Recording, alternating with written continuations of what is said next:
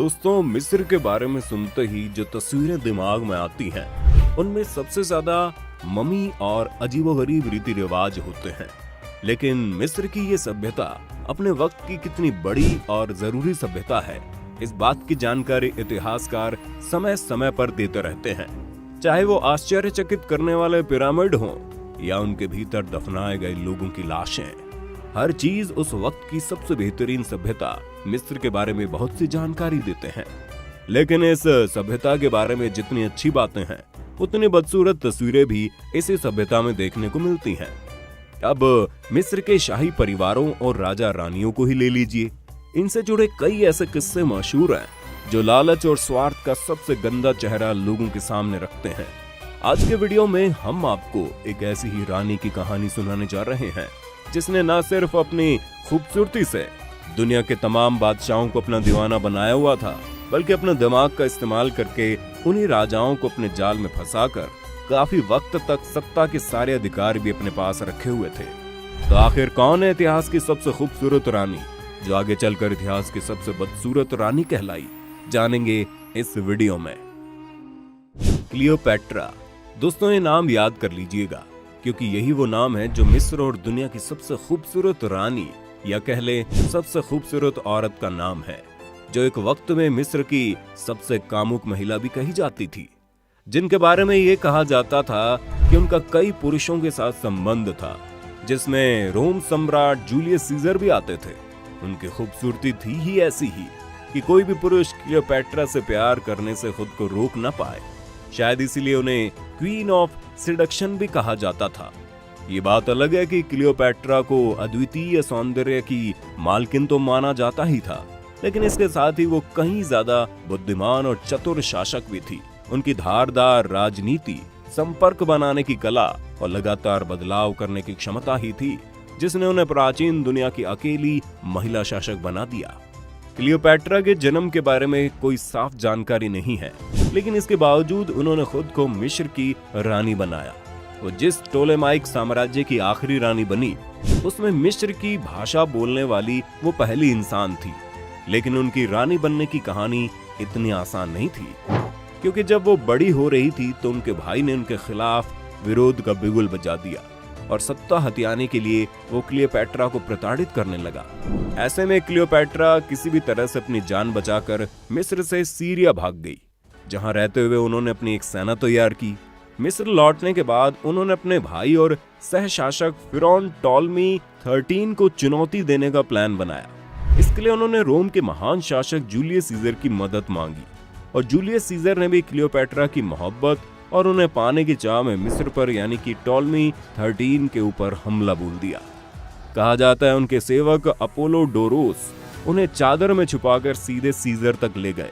Scissor की मदद से उन्होंने भाई को तो हराया ही, साथ ही उस दौरान दोनों की नजदीकियां भी कायम हो गई।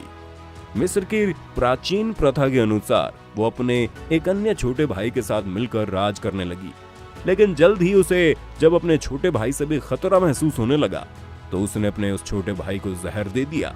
क्लियोपैट्रा के आदेश पर उसकी बहन अर्सिनोई की भी हत्या कर दी गई, ताकि अब मिस्र की सत्ता के लिए कोई और अधिकार स्थापित न कर पाए। जूलियस सीजर और क्लियोपैट्रा का एक बच्चा भी हुआ, जिसे अगले मिस्र का राजा बनना था। हालांकि जूलियस सीजर ने कभी भी क्लियोपैट्रा से शादी नहीं की थी, इसलिए उन दोनों के इस संबंध से रोम की जनता बिल्कुल भी खुश नहीं थी। माना जाता है कि रोमन शासक जूलियस सीजर के जनरल मार्क एंटोनी का क्लियोपैट्रा पर दिल आ गया था। वो उसकी सुंदरता से मदहोश हो चला था। क्लियोपैट्रा को जब ये पता चला तो दोनों एक दूसरे के साथ रहने लगे। ये भी कहते हैं कि एंटोनी से उसके 3 बच्चे हुए। दस्तावेजों से पता चलता है उन दोनों ने बाद में शादी भी की। हालांकि एंटोनी पहले से ही विवाहित थे। एंटोनी के साथ मिस्र की सत्ता को संभालते हुए क्लियोपैट्रा ने बहुत सुखद जीवन बताया।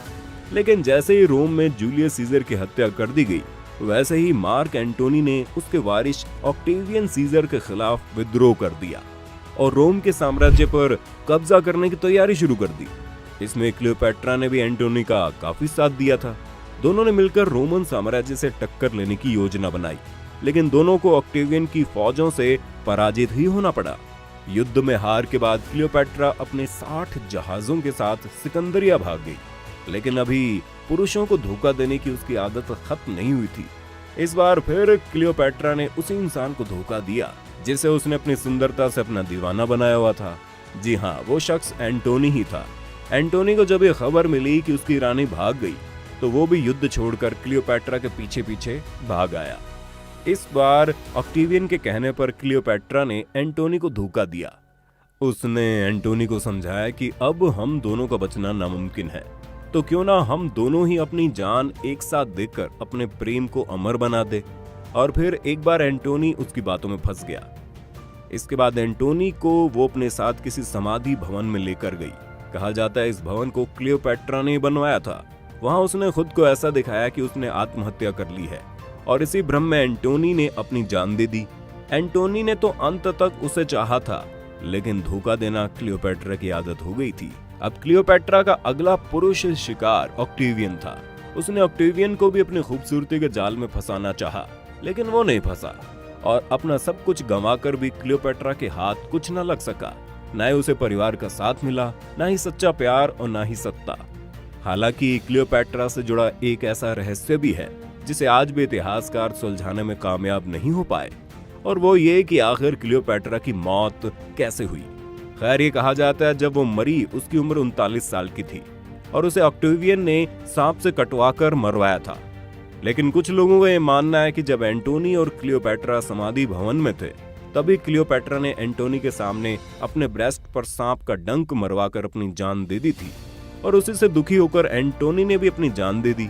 इस बात को मानने वाले ये भी कहते हैं कि क्लियोपैट्रा ने कभी भी एंटोनी को धोखा नहीं दिया था। क्लियोपैट्रा के विषय में ऐसे जाने कितने रहस्य हैं जो अभी तक नहीं सुलझे।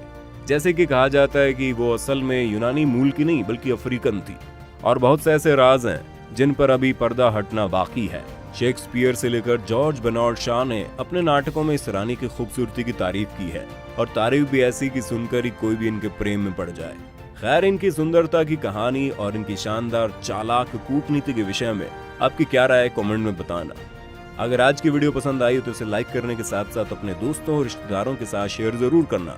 अगर आप ये वीडियो यूट्यूब पर देख रहे हैं तो चैनल को सब्सक्राइब करके बेल आइकन दबा देना, और अगर फेसबुक पर आप ये वीडियो देख रहे हैं तो फेसबुक पेज को लाइक कर दो। फिलहाल के लिए इतना ही। अभी के लिए हमें दीजिए इजाजत। आपसे मुलाकात होगी अगली वीडियो में। शुक्रिया।